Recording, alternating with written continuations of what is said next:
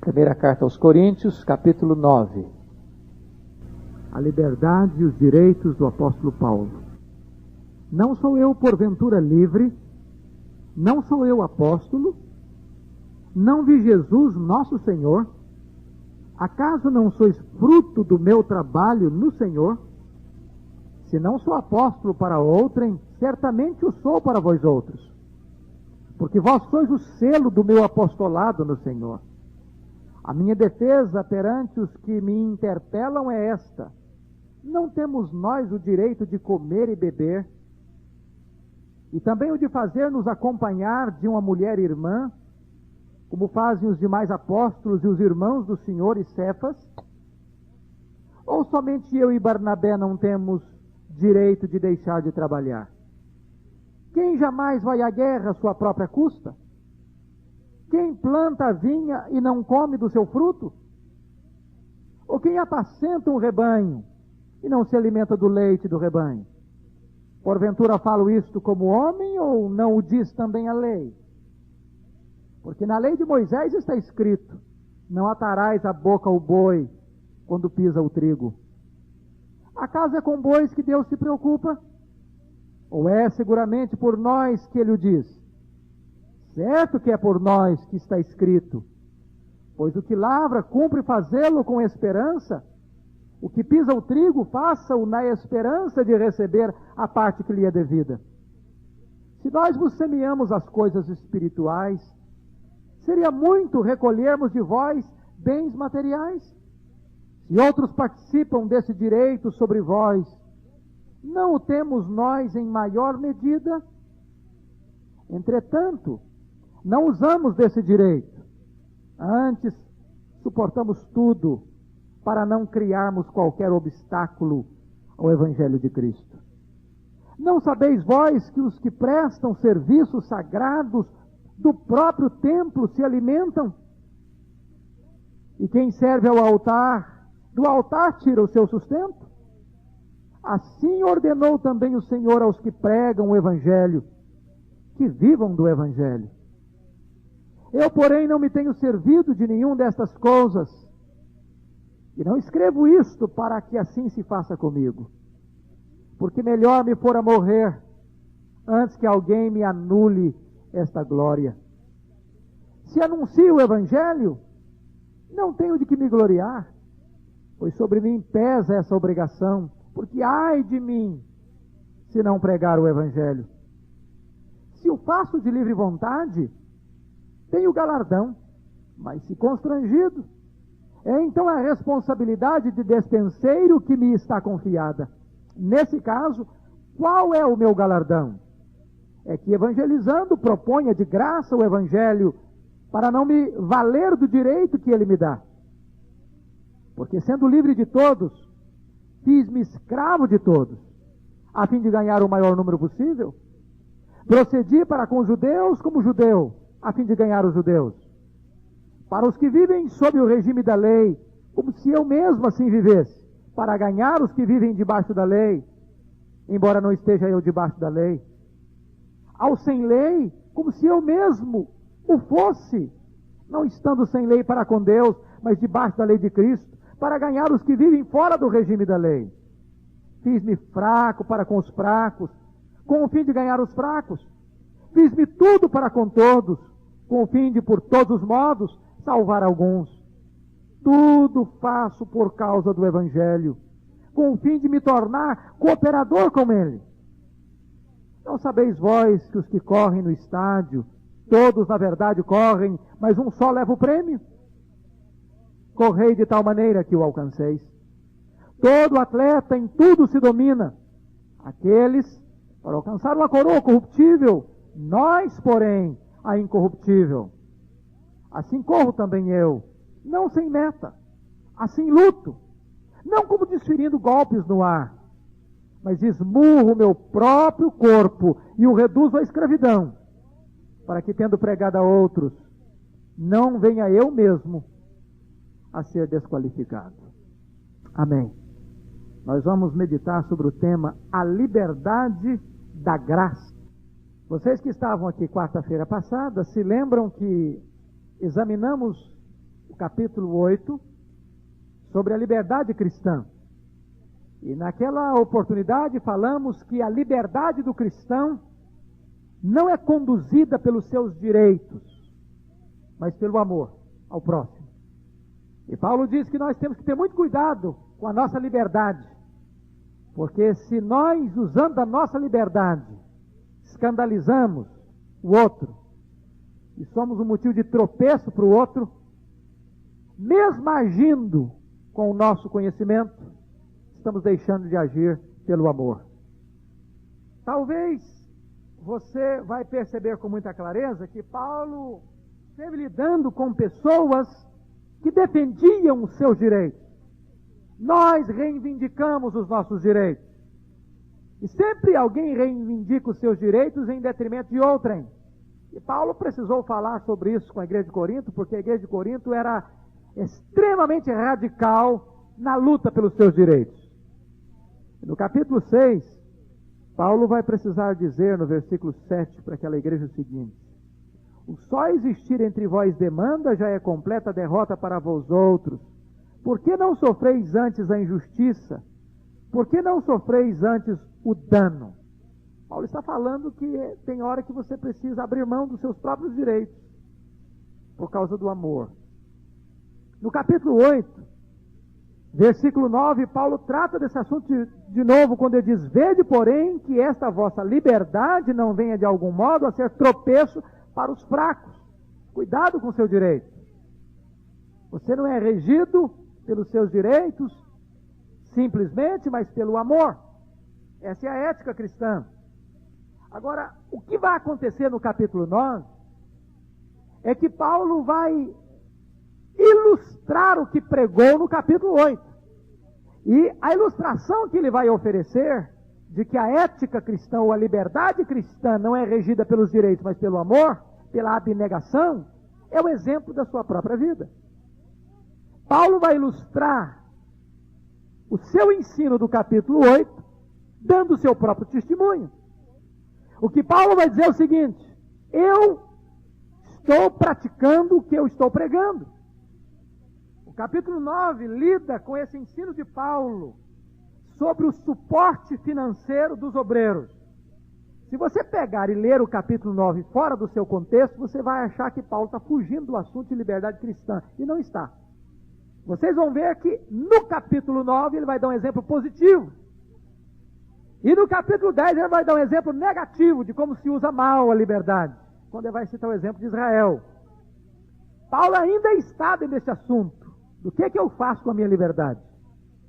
Lembram que o assunto de quarta-feira passada era se pode comer carne sacrificada a ídolo ou não? Pode ou não pode? Paulo vai dizer que comer carne é um assunto amoral. Você não é nem mais santificado e nem se torna mais pecador por comer ou deixar de comer. Mas Paulo diz que em 3 circunstâncias tinha que se tomar cuidado. Primeiro, se você fosse ao mercado comprar carne, você podia comprar de tudo, sem problema nenhum. Não pergunte de onde vem essa carne, compra, leva para casa e coma à vontade, sem problema. Mas você não deve ir ao templo do ídolo e comer aquela carne. O problema não é comer carne. O problema é o que está associado com essa carne. A mesma situação de Daniel. O problema de Daniel não era comer as iguarias da mesa do rei Nabucodonosor. O problema de Daniel é o que estava associado com aquela mesa, com aquele alimento, com aquele vinho, com aquela carne que era sacrificada aos ídolos. Paulo disse: o teu amigo te convidar para ir à casa dele comer carne, pode ir, não tem problema. Agora, se ele disser para você que aquela carne foi sacrificada ao ídolo, então não coma. Ou seja, algo que é amoral pode tornar-se imoral dependendo do contexto, da circunstância. E o cristão, mesmo regido pelo seu conhecimento, isso não tem problema. Paulo diz: não tem mesmo não, o ídolo de si mesmo é nada.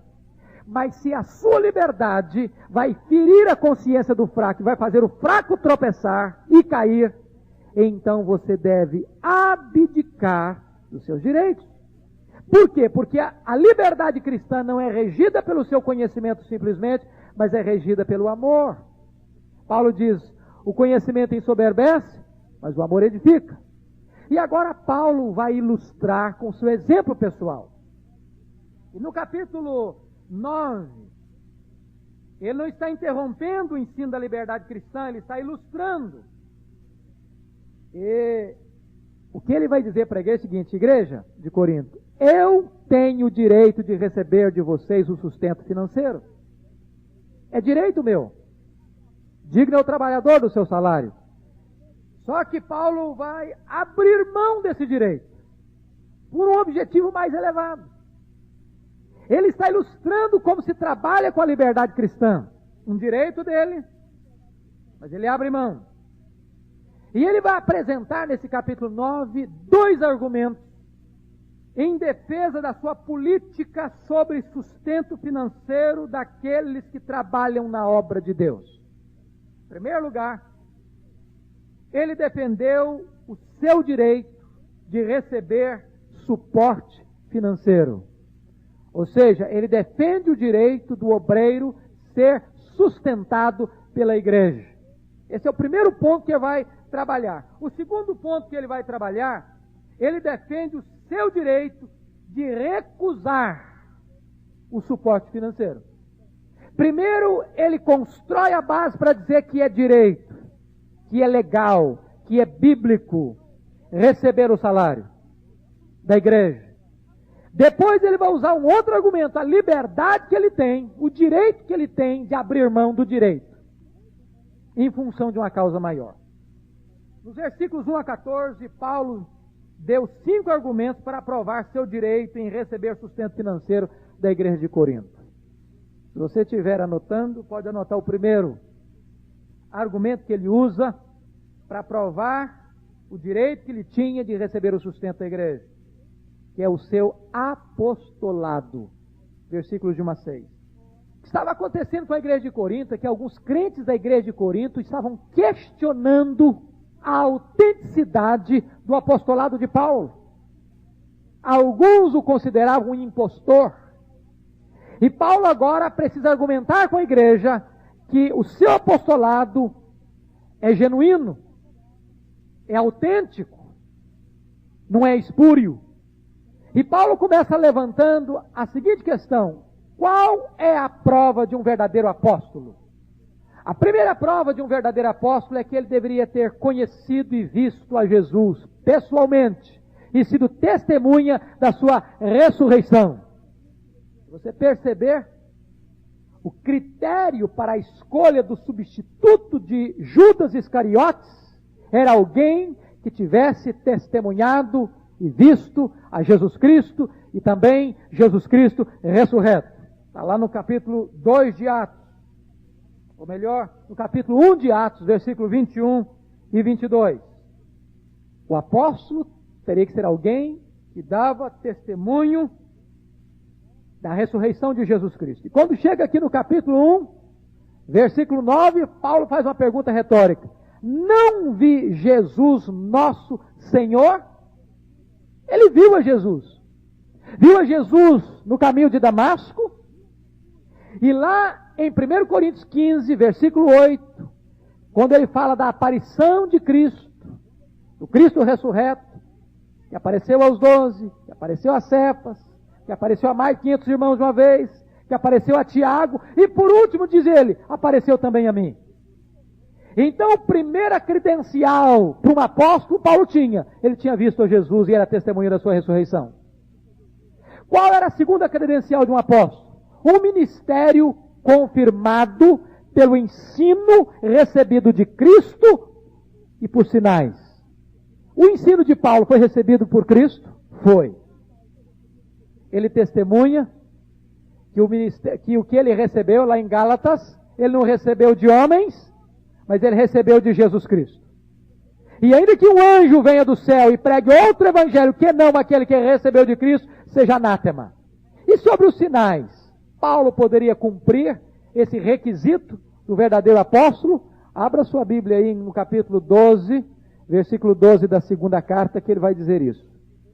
Segundo aos Coríntios 12, 12, ele diz: pois as credenciais do apostolado foram apresentadas no meio de vós, com toda persistência, por sinais, prodígios e poderes miraculosos. Então Paulo tinha todas as credenciais de um verdadeiro apóstolo. Ele era um apóstolo genuíno. Agora, Paulo diz para a igreja de Corinto agora, qualquer outra pessoa poderia questionar a genuinidade do seu apostolado, menos a igreja de Corinto. Aqueles que estavam questionando não podiam questionar. Por quê? Por duas razões. Primeiro, Paulo explica aqui, versículo 2: se não sou apóstolo para outrem, certamente o sou para vós outros, porque vós sois o selo do meu apostolado no Senhor. Ou seja, primeiro porque aquela igreja era uma igreja filha do apóstolo Paulo. Ele gerou aqueles irmãos em Cristo Jesus. Paulo diz, ainda que vocês tenham tido muitos preceptores, vocês só tiveram um pai. Eu gerei vocês em Cristo. Paulo diz isso lá no capítulo 3. Ou melhor, no capítulo 4. Em segundo lugar, Paulo diz, vocês são o selo do meu apostolado. O que é um selo? É alguma coisa que dá ao outro direito de posse, de propriedade. Quando marcava alguma coisa com o selo, estava dizendo, isso aqui é meu. Ninguém pode violar. Isso é minha propriedade. Então a igreja de Corinto era uma prova de que Paulo verdadeiramente era um autêntico e verdadeiro apóstolo de Jesus Cristo. E Paulo agora alista dois direitos essenciais, nos versos 4 a 6, de um apóstolo. Primeiro, o direito de casar e ser acompanhado de uma mulher irmã, como fazem os demais apóstolos e os irmãos do Senhor e Cefas, versículo 5. Segundo direito que ele tem, que ele tinha como apóstolo, não é apenas o direito de casar, portanto cai por terra aí a questão do celibato compulsório. Isso é uma heresia. O celibato é um dom que Deus dá a algumas pessoas, mas não pode ser imposto. Paulo diz que é direito do apóstolo casar, se ele quiser. O segundo direito que ele tinha como apóstolo era o direito de não trabalhar enquanto estivesse trabalhando na obra do ministério. Ele diz no verso 3, no verso 4, no verso 3 é importante entender isso. A minha defesa perante os que me interpelam é esta. A palavra defesa aqui no grego é a palavra apologia. Ele diz, a minha apologia é esta, àqueles que questionam o meu apostolado. Não temos nós o direito de comer e beber? Versículo 6. Ou somente eu e Barnabé não temos direito de deixar de trabalhar? Ou seja, ele está dizendo que um apóstolo tinha dois direitos, o direito de casar e o direito de ser sustentado pela igreja. Dois direitos sagrados que ele diz que ele tinha como apóstolo. Ora, Paulo, porém, trabalhou em Corinto. Ele está dizendo que era um direito dele, mas que ele trabalhou. Veja aí capítulo 9, versículo 12. Se outros participam desse direito sobre vós, não o temos nós em maior medida. Ou seja, tinham obreiros na igreja de Corinto que estavam lá. Paulo já não estava mais nessa época em Corinto, ele estava em Éfeso, que estava sendo sustentado pela igreja. E ele disse, vocês estão sustentando outros obreiros, muito mais eu e Barnabé, no caso, está se referindo, teríamos direito de ser sustentados. No versículo 12 ele diz aí, entretanto não usamos desse direito. Antes, suportamos tudo para não criarmos qualquer obstáculo ao evangelho de Cristo. No versículo 15 ele diz também, eu, porém, não me tenho servido de nenhum destas coisas e não escrevo isto para que assim se faça comigo. Ele está dizendo o seguinte, eu não usei o direito que eu tenho de ser sustentado e nem estou escrevendo essa carta para que vocês me sustentem. Aliás, Paulo foi muito forte aqui, porque melhor me fora morrer antes que alguém me anule esta glória. Paulo não trabalhou só na igreja de Corinto, não. Paulo trabalhou na igreja de Tessalônica. Era direito dele ser sustentado pela igreja. Mas veja lá, na primeira carta de Paulo aos Tessalonicenses 2,9. Dá uma olhadinha. 1 Tessalonicenses 2,9. Paulo diz assim, porque vos recordais, irmãos, do nosso labor e fadiga, e de como noite e dia, labutando para não vivermos à custa de nenhum de vós, vos proclamamos o Evangelho de Deus. Mas Paulo trabalhou também na igreja de Éfeso, Atos 20, versos 33 a 34, Paulo está dizendo aí que, embora fosse direito dele, ele trabalhou. Atos 20, versos 33 e 34. De ninguém cobicei prata, nem ouro, nem vestes. Vós mesmos sabeis que estas mãos serviram para o que me era necessário a mim e aos que comigo estavam. Direitos, direitos e direitos. Paulo tinha muitos direitos, mas ele não reclamava esses direitos. E Paulo renuncia voluntariamente ao direito que tinha de ser sustentado pela igreja por uma causa maior. Que causa maior era esta? Está muito claramente delineado aí nos versos 12, 19 e 22. Preste atenção aí no versículo 12. 1 Coríntios 9, 12. Se outros participam desse direito sobre vós, não o temos nós em maior medida? Entretanto, não usamos desse direito, antes suportamos tudo para não criarmos qualquer obstáculo ao Evangelho de Cristo. A palavra obstáculo aí é uma fenda no solo, ou como se você estivesse numa estrada, de repente passou por ali uma enxurrada e arrancou uma ponte, deixou um abismo. Paulo diz, eu não quero criar um impedimento para o avanço do Evangelho. No versículo 19 ele reafirma isso, porque sendo livre de todos, fiz-me escravo de todos, a fim de ganhar o maior número possível. Então, não criar obstáculo para o Evangelho, ganhar o maior número possível. E o versículo 22 ele diz aí, fiz-me fraco para com os fracos, com o fim de ganhar os fracos, fiz-me tudo para com todos, com o fim de por todos os modos salvar alguns. Preste atenção que o propósito dele era a salvação dos perdidos, não que ele não tivesse direito. Então esse é o primeiro argumento que Paulo usa, porque ele podia receber sustento da igreja. O segundo argumento que ele usa está no versículo 7. Quem jamais vai à guerra à sua própria custa? Quem planta uma vinha e não come de seu fruto? Ou quem apacenta um rebanho e não se alimenta do leite do rebanho? Paulo usa 3 metáforas comuns para descrever o ministro cristão. O ministro é um soldado, o ministro é um agricultor, o ministro é um pastor. E ele diz o seguinte, que soldado vai para a guerra às suas próprias custas?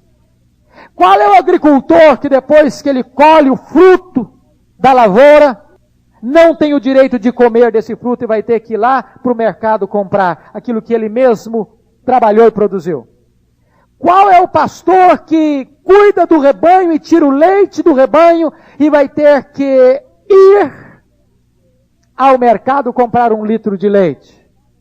Paulo está usando uma linguagem da experiência humana para dizer o seguinte, que ele tinha o direito de receber o sustento da igreja. Ele usa essas 3 figuras. Ele está dizendo o seguinte, se isto é verdade no âmbito secular, quanto mais há de ser verdade no âmbito espiritual. Terceiro argumento que ele usa, que ele tinha direito de receber sustento da igreja, é a lei do Antigo Testamento, versículos 8 a 12.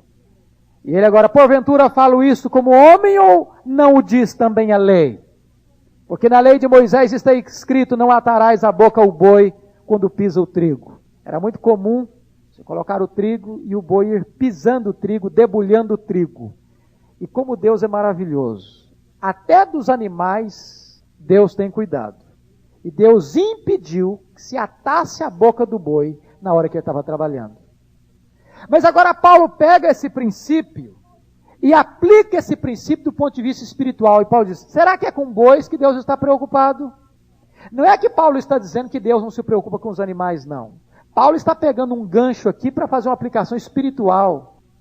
Que ele está dizendo o seguinte, que o obreiro que trabalha na obra tem o direito de ser sustentado pela obra de Deus. Eu queria que vocês olhassem, por favor, 1 Timóteo 5, 17 e 18, quando Paulo vai usar este mesmo versículo dentro deste argumento. 1 Timóteo 5, ou melhor, 17 e 18. 5, 17 e 18. Devem ser considerados merecedores de dobrados honorários os presbíteros que presidem bem, com especialidade os que se afadigam na palavra e no ensino. Pois a Escritura declara, não amordaces o boi quando pisa o trigo. E ainda, o trabalhador é digno do seu salário. E Paulo agora vai mostrar no capítulo 9, versículo 11, o princípio que está por trás dessa expressão. Se nós vos semeamos as coisas espirituais, será muito recolhermos de vós bens materiais. E agora poderíamos dar um exemplo aqui. Paulo vai citar um exemplo interessantíssimo. Os judeus semearam bênçãos espirituais na vida dos gentios. E os gentios deveriam retribuir em bênçãos materiais aos judeus. Ele está dizendo, se eu abençoei a igreja de Corinto espiritualmente, não deveria a igreja de Corinto abençoar-me financeiramente? Esse é o argumento dele. E agora, olhe esse princípio do judeu e do gentio. Primeiro, Romanos capítulo 15. Olha como é que Paulo trabalha isso. Versículo 25 e 27. Paulo diz assim, porque aprova a Macedônia e a Acaia levantaram a coleta em benefício dos pobres dentre os santos que vivem em Jerusalém. Isso lhes pareceu bem, e mesmo lhes são devedores. Preste atenção nisso. São devedores. Porque se os gentios têm sido participantes dos valores espirituais dos judeus, devem também servi-los com bens materiais. Esse é o princípio que Paulo está trabalhando. Ele repete esse princípio em Gálatas capítulo 6, versículos 6 a 10, quando ele diz assim, mas aquele que está sendo instruído na palavra, faça participante de todas as coisas boas aquele que o instrui. Veja o argumento de Paulo. Eu quero que vocês vão acompanhando o raciocínio de Paulo. E parece que Paulo está aqui, eu imagino Paulo como um advogado num tribunal, defendendo a sua causa.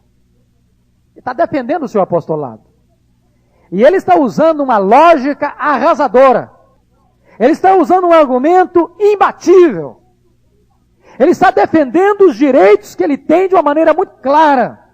E ele vai dizer para a igreja de Corinto que ele tinha o direito de receber sustento e recebeu de outras igrejas. Como, por exemplo, o que me faltava. E em tudo me guardei e me guardarei de vos ser pesado. É uma parada isso, não? Pastor da igreja de Corinto, precisando trabalhar, disse que nessa fase ele passou privação. Ele tinha o direito de receber salário e não recebeu. E ele recebendo salário de outras igrejas, sustentando para trabalhar em Corinto. Mas o mais pesado não está aí ainda não. Já tem um texto mais pesado do que esse ainda. Vai para o capítulo 12, 2 aos Coríntios, versículos 11 a 13. Aqui Paulo pegou muito pesado com a igreja. Tenho-me tornado insensato. A isto me constrangestes. Eu devia ter sido louvado por vós, porquanto em nada fui inferior a esses tais apóstolos, e ainda que nada sou. Lembram lá no 9:12 que a igreja estava pagando salário para outros obreiros, mas não pagou para Paulo? É isso que ele está dizendo aqui. Pois as credenciais do apostolado foram apresentadas no meio de vós, como toda persistência por sinais, prodígios e poderes miraculosos. Presta atenção no 12. Porque em que tendes vós sido inferior às demais igrejas, senão neste fato de não vos ter sido pesado? Perdoai-me esta injustiça. Paulo diz o seguinte, igreja de Corinto, vocês foram inferiores às demais igrejas num ponto. Vocês não me sustentaram. Eu fui um insensato. Me perdoem por esta injustiça. Ele está levantando os seus direitos. Agora presta atenção, querido, que Paulo vai citar um outro exemplo. Por que é que ele tinha direito de receber sustento da igreja?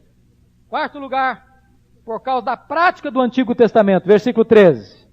Volta lá para 1 Coríntios 9, versículo 13.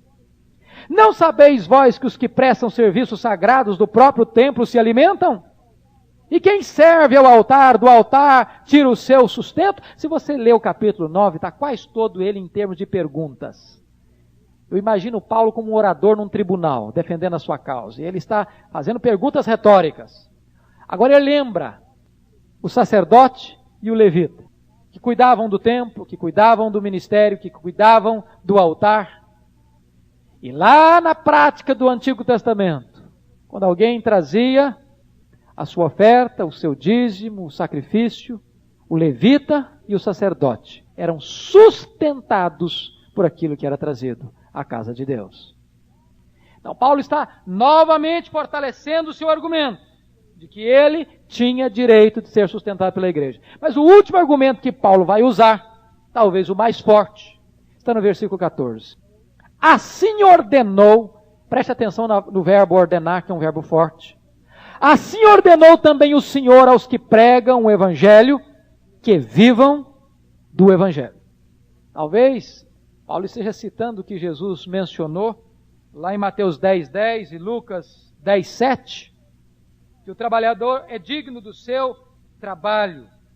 E Paulo está mostrando que esta não é uma ordem qualquer, esta é uma ordem direta do Senhor Jesus. Deve merecer toda a ênfase e toda a força. Aquele que trabalha no ministério, viva do ministério. Paulo então fecha o seu argumento de que ele tinha direito. Qual é o assunto que Paulo está trabalhando nesse capítulo? Estão lembrados? Liberdade cristã. Vejam o raciocínio de Paulo. Primeira coisa que ele defende então é o seu direito de receber suporte financeiro da igreja de Corinto. Agora vamos ao segundo ponto de Paulo. Segundo ponto de Paulo, ele defendeu o seu direito de recusar o suporte financeiro da igreja de Corinto. Paulo tinha o direito de receber suporte financeiro, mas sendo um cristão maduro, ele balanceou o seu direito com a sua disciplina. Ele não tinha o direito de desistir da sua liberdade em Cristo, mas ele tinha liberdade de desistir dos seus direitos. Assim, Paulo dá um exemplo vivo e pessoal sobre os princípios da liberdade cristã que ele acabara de ensinar no capítulo 8. Por que isso? Vocês lembram que nós falamos quarta-feira passada que tinham dois grupos em Corinto, os fracos e os fortes? Os fortes eram aqueles que eram regidos pelo seu conhecimento. O ídolo não é nada, não tem problema de comer carne sacrificada, não tem problema nenhum. O ídolo é nada. Paulo diz, é verdade, mas existiam os fracos. Quem eram os fracos? Os fracos eram aqueles que se escandalizavam quando viam alguém comendo carne, pela possibilidade dessa pessoa vir a comer uma carne sacrificada aos ídolos. Paulo estava lidando com o partido daquele que poderiam chamar dos fortes, que estavam sempre reivindicando e defendendo os seus direitos. Mas Paulo diz, o grande problema de vocês é que ao defender os seus direitos, vocês estão sendo um tropeço para os fracos. O grande problema de vocês é que vocês estão usando a liberdade de vocês para ser tropeço para os fracos. O grande problema de vocês é que na ética cristã de vocês só levam em conta o conhecimento que vocês têm, vocês não levam em conta o amor. E Paulo aqui dá 3 razões que explicam por que ele recusou o suporte financeiro da igreja de Corinto. Vamos ver quais são esses 3 argumentos. Primeiro argumento, a primeira razão é que ele recusou o suporte financeiro da igreja de Corinto por amor ao Evangelho. Versículos 15 a 18. Eu, porém, não me tenho servido de nenhuma dessas coisas e não escrevo isso para que assim se faça comigo, porque melhor me fora morrer antes que alguém me anule essa glória. Se anuncio o Evangelho, não tenho de que me gloriar, pois sobre mim pesa essa obrigação, porque ai de mim se não pregar o Evangelho. Se o faço de vontade, tenho o galardão, mas se constrangido, é então a responsabilidade de dispenseiro que me está confiada. Nesse caso, qual é o meu galardão? É que evangelizando proponha de graça o Evangelho para não me valer do direito que ele me dá. Paulo não deseja ser um obstáculo ao Evangelho. Paulo viu o Evangelho não como um produto de mercado. Isso é fantástico, irmãos. Talvez essa palavra de Paulo é tão oportuna hoje. Paulo podia tirar proveito do Evangelho. Ele podia até mesmo exigir mais do que tinha direito, como tanta gente está fazendo hoje. Mas Paulo entendia que a igreja não é um balcão de negócio, que a igreja não é uma empresa familiar, onde o dono da igreja, humano, se torna o gerente, que recebe todo o dinheiro, que embolsa todo o dinheiro, e que se enriquece em nome do Evangelho, fazendo o Evangelho um produto produto, de mercado, de enriquecimento. Ele se recusa a aceitar dinheiro daqueles para quem ele ministrava. Ele queria que o evangelho estivesse livre de qualquer obstáculo para avançar. E Paulo deixa muito claro para a igreja de Corinto: entendam vocês, irmãos, que eu não estou escrevendo essa carta para pedir suporte financeiro para vocês. Ele diz isso muito claramente no versículo de número 15. Ele diz: eu preferia morrer do que ter que fazer isso. A recompensa de Paulo, a sua obra, não era uma recompensa financeira, mas a alegria de pregar o evangelho. Ele diz: pesa sobre mim essa obrigação. Ai de mim se eu não pregar o evangelho. É uma grande tragédia, irmãos, quando muitos ministros hoje dão a super ênfase em dinheiro e estão no ministério por uma outra motivação que não o evangelho em si mesmo. Que estão exercendo o ministério por uma outra motivação, talvez o dinheiro, ou o enriquecimento, ou os benefícios do ministério. Paulo diz: eu não estou no ministério por causa dos benefícios que possa oferir dele. Eu estou no ministério pelo amor ao ministério, pelo amor às almas perdidas, para que o máximo de pessoas possam vir a ser alcançados pelo evangelho de Jesus. É triste ver que nos dias de hoje o evangelho está se tornando um produto de mercado. É triste ver hoje como as indulgências da Idade Média estão ressurgindo e ressurgindo dentro das igrejas chamadas evangélicas. Onde se compra a salvação, onde se compra a graça de Deus, onde se vende a graça de Deus, onde se comercializa a graça de Deus. E Paulo reprova isso profundamente. Paulo está dizendo que uma atitude errada quanto ao dinheiro tentou impedir o crescimento da igreja primitiva. Quando Ananias e Safira tentaram ganhar projeção na igreja, amando mais o dinheiro do que a verdade. E a Bíblia diz que Deus os destruiu por isso. Quando Simão o mágico tentou comprar os dons do Espírito Santo com dinheiro, Paulo diz: fica o seu dinheiro com você para a sua condenação, você não tem parte conosco nesse ministério. Paulo diz: eu não estou no ministério por causa de dinheiro, eu tenho o direito de receber o sustento, mas eu abro mão, porque não quero que as pessoas façam confusão. Eu não quero que vocês pensem que eu estou no ministério por causa do sustento que vocês me dão. Segunda razão que Paulo lista, irmãos: ele recusou o seu suporte financeiro da igreja por amor aos pecadores. Versículos 19 a 23. Primeiro, ele recusa por amor ao evangelho. Agora, em segundo lugar, ele tinha o direito de receber sustento e abre mão por amor aos pecadores. Versículo 19 a 23. Porque sendo livre de todos, me fiz escravo de todos, a fim de ganhar o maior número possível. Veja bem que parece paradoxal. Sendo livre de todos. Ele não estava atado, atrelado, encabrestado a ninguém. Ele era livre. O evangelho trouxe a ele liberdade e libertação. Mas voluntariamente ele diz: me fiz escravo de todos, servo de todos. Com que propósito? A fim de ganhar o maior número possível. Aqui nós entramos nas dificuldades interpretativas, hermenêuticas. Versículo 20. Procedi para com os judeus como judeu, a fim de ganhar os judeus. Para os que vivem sob o regime da lei, como se eu mesmo assim vivesse, para ganhar os que vivem debaixo da lei, embora não esteja eu debaixo da lei. Ele está dizendo o seguinte: não é que Paulo está defendendo aqui uma conduta camaleônica. Não é isso que Paulo está ensinando.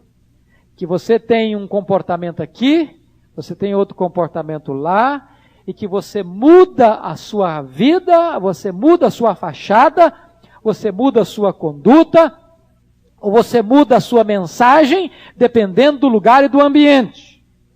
Paulo não está defendendo o crente camaleão aqui, de jeito nenhum. O que Paulo está defendendo aqui é uma maleabilidade, uma flexibilidade, uma adaptabilidade metodológica para apresentar o evangelho em diversos contextos. Paulo não está ensinando aqui que nós podemos ajustar a mensagem para agradar ao auditório. Ele era um embaixador e não um político populista.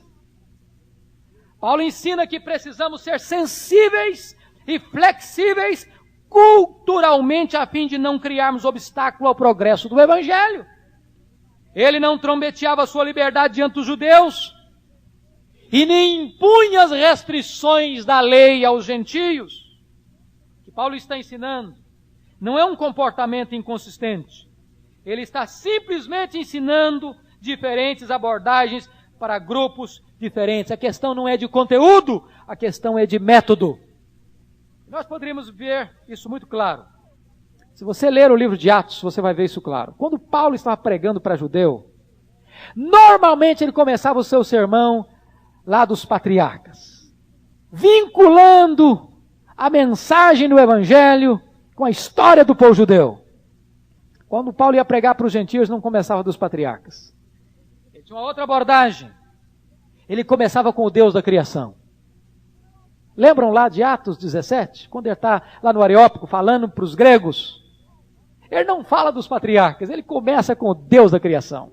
Isso é versatilidade metodológica.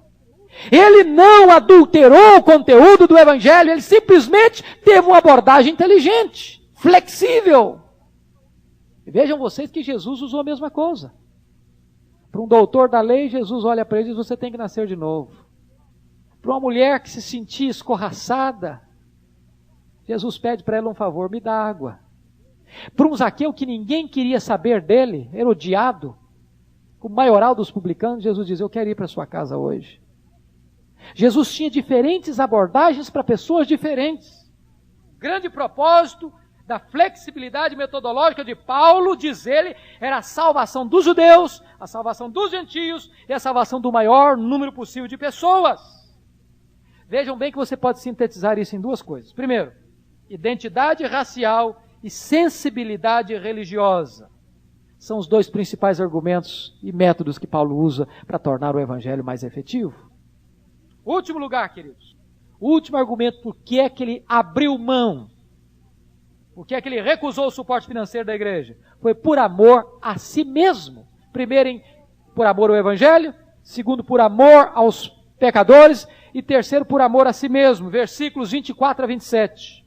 Não sabeis vós que os que correm no estádio, todos, na verdade, correm, mas um só leva o prêmio, correi de tal maneira que o alcanceis. Toda atleta em tudo se domina, aqueles, porém, por alcançar a coroa corruptível, nós, porém, incorruptível. Assim corro também eu, não sem meta, sem luto, não como desferindo golpes ao ar, mas esmurro meu próprio corpo e o reduzo à escravidão, para que, tendo pregado a outros, não venha eu mesmo a ser desqualificado. Por que Paulo usa essa figura? A cidade de Corinto era uma das cidades mais importantes do mundo antigo na área dos esportes. Afora os Jogos Olímpicos de Atenas, os Jogos Istmicos eram os mais importantes do planeta naquela época. E havia uma Olimpíada de 3 em 3 anos em Corinto. E Paulo agora usa a figura do pastor, que já tinha usado lá. Ele é um soldado, ele é um agricultor, ele é um pastor. Agora ele usa mais duas figuras. Ele é um atleta e ele é um lutador. Ele é um corredor e ele é um lutador. E Paulo diz que o alvo do atleta é vencer. E ele agora, para concluir, usa 4 lições práticas que eu quero deixar para vocês. Primeiro, Paulo está dizendo para nós que a vida cristã é uma batalha. É uma batalha. A vida cristã não é uma colônia de férias, é um campo de batalha, é uma luta. E ele diz que você entra nessa luta como um boxeador, como alguém que vai travar uma batalha tremenda. E essa palavra luta traz a ideia no grego de agonia, de uma luta agônica. E ele diz que um atleta mal treinado não pode ganhar nem a corrida e nem a luta. Segunda coisa que ele diz: ganhar esta batalha e sair vitorioso desta carreira demanda uma grande disciplina. Um atleta sem disciplina não ganha corrida nem aqui e nem na São Silvestre. Precisa ter disciplina. E Paulo vai mostrar para a igreja de Corinto que ele estava determinado a se disciplinar. O que é disciplina? Um atleta, por exemplo, se abdica de coisas boas por coisas melhores. De que maneira? Ele tem que cuidar da sua dieta. Quando alguém chega para ele com alguns quitutes muito gostosos, ele tem que dar um sorriso e dizer muito obrigado. É uma coisa boa. Mas ele tem consciência de que ele se está preparando para uma corrida e só vai ganhar o prêmio quem for o vencedor. Então ele abre mão de um direito que ele tem, de uma coisa boa em si mesmo para algo melhor. Ele não pode se entregar aos deleites da vida. Por exemplo, um atleta não pode sair para as noitadas, para as farras, porque no outro dia ele não vai ter condições físicas de exercitar o seu trabalho. Tem gente no Brasil aí que deixou de ser escalado por causa disso, para a seleção brasileira, por não cumprir determinadas regras no campo, na área de concentração. Paulo diz, tem que se disciplinar, tem que tomar conta, porque senão você vai ser desqualificado na hora. Outra coisa, o atleta precisa correr de acordo com as normas. Não sei se vocês se lembram daquela Olimpíada, onde um corredor do Canadá, Ben Johnson, foi desqualificado na corrida de 100 metros, porque ele usou um produto químico que não podia usar.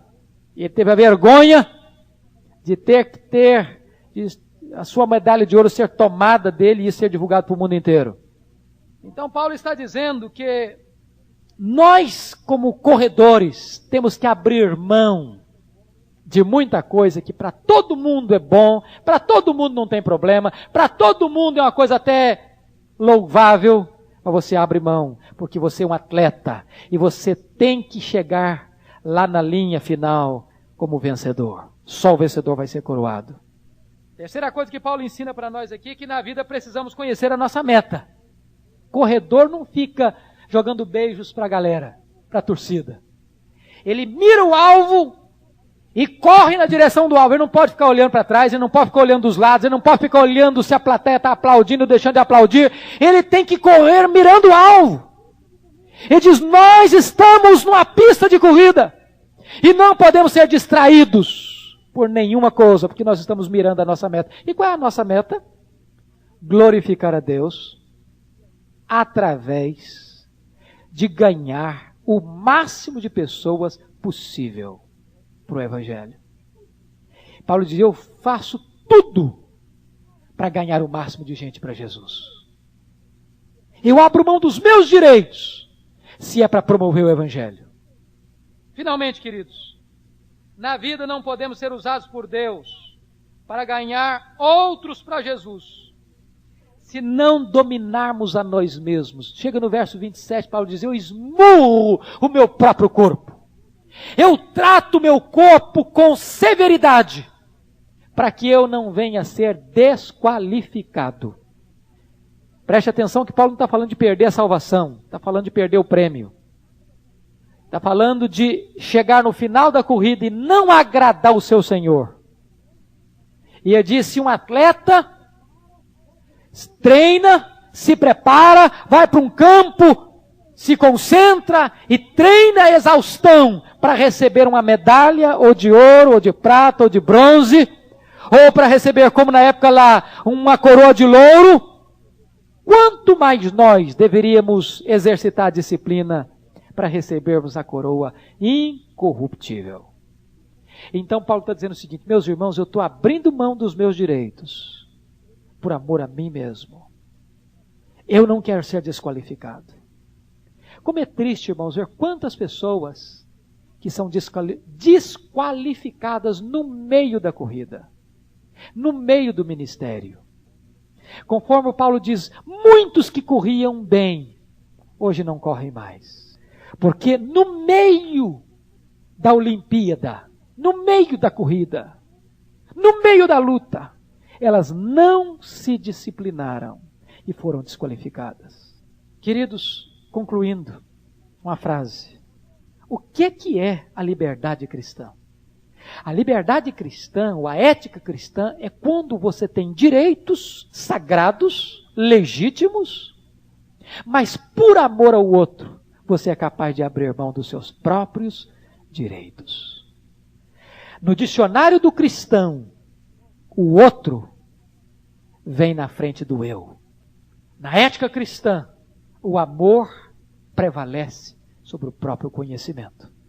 Paulo ensina e Paulo demonstra, e demonstra com a sua própria vida. Que que possamos imitar o apóstolo Paulo. Se você perceber, Paulo vai seguindo essa linha da liberdade até chegar no capítulo 11, versículo 1, quando ele diz: sede meus imitadores, como eu sou também de Cristo Jesus. Que Deus nos abençoe. Amém.